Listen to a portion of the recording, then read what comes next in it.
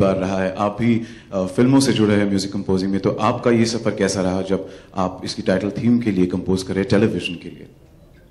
Well, I started with television in Wonder Balloon around when I was 13, and television has changed. When I look at television now, it's so big. We have HD and we have 4K and we have a great platform to exhibit extraordinary art, and great way to start with Everest and Ashutosh Gawariker. He's given me some unbelievable movies to work on, and it's stayed with people so much. I get so much of love when I sing Ejo Des and Lagan and Jodak, but Khwaja Mere Khwaja. So it's a gratitude I'm trying to repay him. Thank you so much, sir. And with such a powerful package, we're definitely in store for something really, really powerful on Indian.